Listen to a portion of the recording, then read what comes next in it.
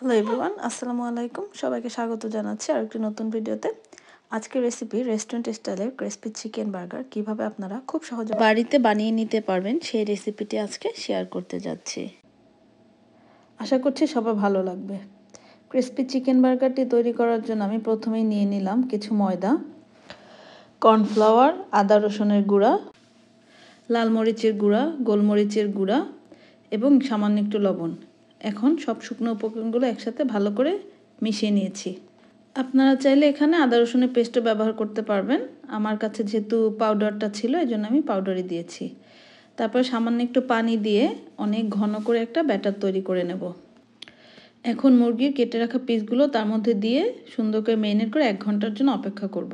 এবারে চিকেনগুলোকে কোটিং করার জন্য কিছু শুকনো উপকরণ মিশিয়ে নিলাম। একইভাবে কিছু ময়দা নিলাম, কর্নফ্লাওয়ার, মরিচ গুঁড়া, লবণ, আদা রসুন এবং সামান্য কিছু গোলমরিচের গুঁড়া। সমস্ত শুকনো উপকরণগুলোকে ভালোভাবে মিশিয়ে নিয়েছি।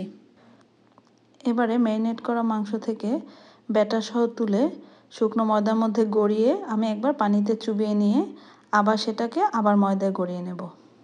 এবারে 2 থেকে 3 বার গড়িয়ে নিলে কোটিংটা অনেক পুরো হবে এবং উপর থেকে ভাজার পরে খুব ক্রিস্পি হবে। এভাবে করে আমার সবগুলো মুরগির মাংস আমি শুকনো ময়দার মধ্যে গড়িয়ে নিলাম। এই তো আমার সবগুলো চিকেন ম্যারিনেট করা হয়ে গেছে।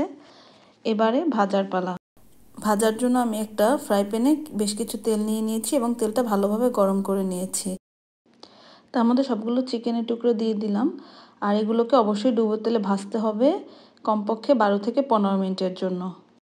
সবগুলো চিকেনকে উল্টে পাল্টে গোল্ডেন ব্রাউন কালার করা পর্যন্ত আমি অপেক্ষা করেছি। আমার চিকেনগুলো ভাজা হয়ে গেছে। এরকম সুন্দর গোল্ডেন ব্রাউন কালার করে সবগুলো চিকেনকে ভেজে নিতে হবে। এবারে বার্গার বানানোর জন্য আমি 4টা রুটি নিয়েছি। রুটিগুলোকে মাঝখান থেকে অর্ধেক করে কেটে নিব।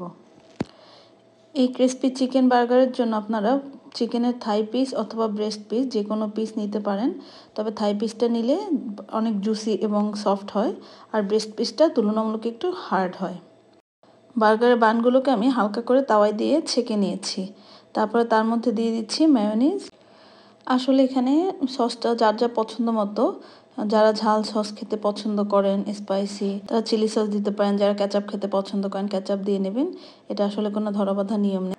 সবগুলো বানের মধ্যে সস লাগানোর পরে এবারে আমি দিয়ে দেব কেটে রাখা লেটুস পাতা। লেটুসটা আসলে বার্গারের স্বাদ এবং সৌন্দর্য দুটোই দ্বিগুণ বাড়িয়ে দেয়। তারপরে দিয়ে দিলাম কেটে রাখা টমেটো আর তার উপরে দিয়ে দেবো ক্রিসপি চিকেন। এর সাথে চাইলে আরও কিছু সালাদ অ্যাড করা যায়।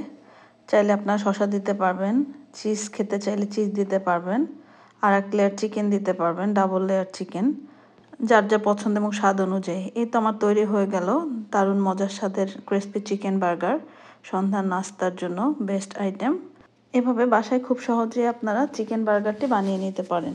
দোকানের থেকে অবশ্যই অনেক হেলদি এবং মজাদার। You like it? Yes. Oh, cute.